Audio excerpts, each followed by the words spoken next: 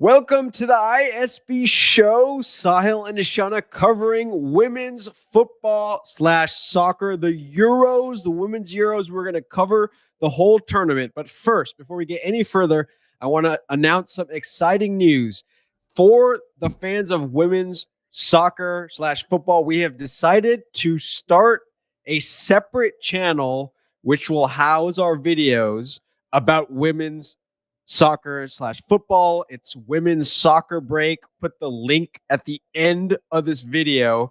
So moving forward, for those of you, once again, if you're interested in women's soccer / women's football, new channel, go there, subscribe, like, watch the videos. I know we've had a dedicated base of women's football fans from the beginning and just wanted to give that to you all out there, especially with the start of this big tournament, Ishana, the Euros, which has been a fantastic flying start. Now, Ishana, this is the first time you're coming on the channel. So before we start, first time you're coming on the channel in a while. Yeah. But before we start, is there anything you would like to say regarding the recent news about Diego Jota? Yes, I mean, you can see before every game they always do a moment of silence. I mean, we're all very devastated and shocked, and it's just nice to see people honoring him in different ways. Even a lot of women's players have done his infamous celebration. So it's unfortunate. And when the news broke, Portugal played that day, and it's just hopefully we can all come together in this moment, and just wishing his family sending lots of good thoughts. Yes, it's still so hard to believe that this happened, and it's just something like it's just very difficult for everyone out there. But moving forward, I guess to the Euros, which has been shining light at this time, and I think we've had some fantastic matches, some fantastic teams have come up and played and impressed. And so we're going to talk about all those things. I guess we'll start with your general thoughts, Shauna, firstly, from the women's Euros. I mean, are we calling it the women's Euros, or are we calling it the Spanish Euros? Because Spain is absolutely dominating. And for me, it's quite shocking because when we got that news about Bonmati being in the hospital, I thought she may not even play and that it would affect them tremendously. But not only is she back, I'm also just realizing just how much depth they have, to the point where, Jenny Hermoso was left off the team. They're just absolutely stacked. Yeah. I mean, I was going to ask here, between all these teams who have all performed pretty well, who's the most impressive? I think it's quite obvious, even in the match against Belgium, where you thought, okay, Belgium's going to come back. Maybe there's going to be a challenge for the Spanish team. And they're like, nope, no challenge here. We're taking care of business.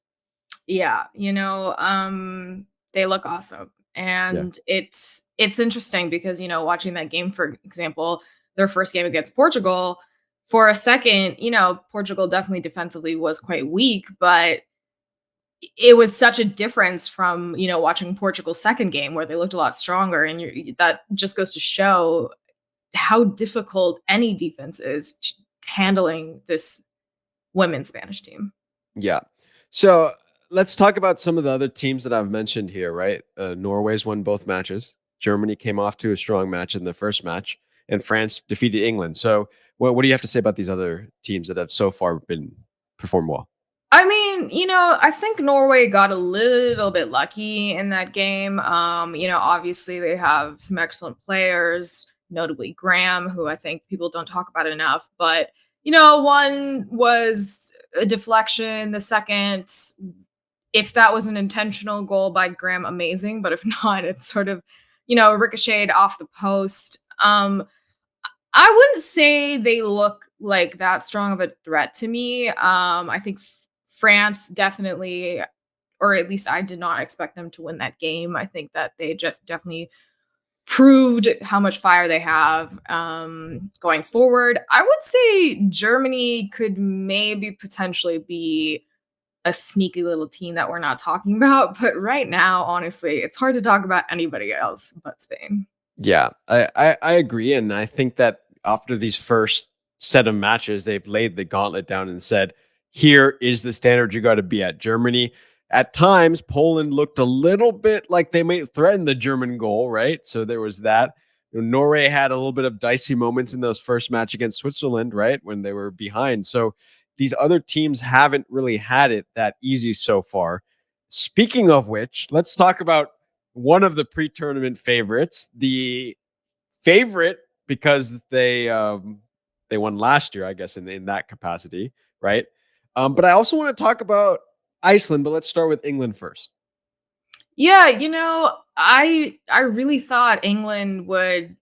I I came into this tournament predicting that they would win this tournament or again, but I don't know. I mean, it was a little shocking. Like they were giving the ball away a lot. I don't think Leah Williamson had her best game. It was surprising because a lot of it was unforced errors. Yeah, that start that France had to the match, it was very strange because I thought, okay, England's going to come out. They obviously had the goal disallowed.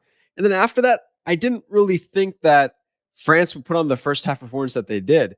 But especially in the back, like you said, England was just in shambles all over the place.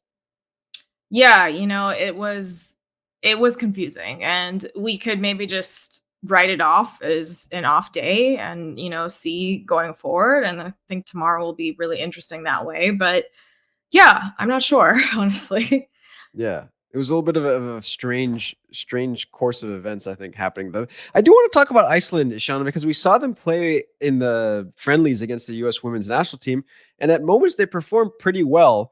So it's actually surprising because they're the highest ranked team so far that has really not, I mean, excluding the England, of course, but like they're the highest ranked team when they played teams that were lower ranked than them technically, right? Mhm. Who haven't been able to get victories. They lost against Finland and lost to Switzerland as well.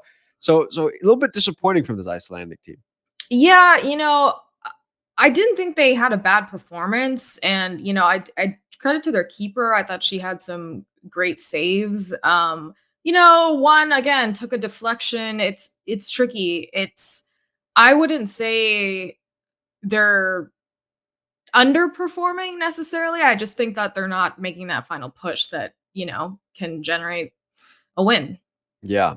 Okay. Speaking of the hosts, Switzerland has come off and impressed. At least for me, I felt they were quite impressive because I didn't necessarily expect this from them, but they've put themselves in a good position to get through to the next round. Yeah, they have that obviously they have that home advantage, but I also think their substitutions have been really smart. We obviously saw Pilgrim just score and have that awesome celebration Yeah. and she was knocking on the door prior to that. So I really feel like, they could pull it out. The thing about them is at the end of the day, they're generating these goals at the end and they're not, you know, wanting to walk away with that draw. They're like, no, we can win, we can do it, and they're doing it. And Yeah. so I would love to see that just for the celebration alone, which was pretty awesome, I have to say. Well, they're ahead on goal difference, so all they would need is a tie against Finland to get through to the next round. So impressive start. But moving forward, we will of course be back soon with another recap of the women's Euros. Ishana, final thoughts before we finish this video. One thing I've really enjoyed in this tournament so far is the quality of the goals. We've had amazing curls from far out, some great shots on target. It's exciting to see. What I would like to see a little bit improved upon, and we always talk about this, how can we level the playing field a little bit more in women's soccer, is to close the gap, I would say, between the goalkeepers. So, for example, I think there's quite a bit of difference between a goalkeeper, for example, like Berger, who's Yeah. excellent, making excellent saves often versus some of the others. And I think if we tighten that a little bit, it would be great. And I would love to see more investment in goalkeepers across the board to help that because, when they come up with these big saves, it's super, super exciting. And as much as I love seeing Spain put 5 on the scoreboard, let's get some competition in there. I agree. So we will, of course, be back, like I mentioned, with another video soon.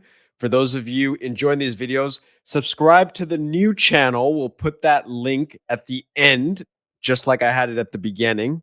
So we will look out for that and look out for your comments about the Women's Euros and what you felt about it so far. As always, keep watching the beautiful game. Keep watching women's football, and we will see y'all soon.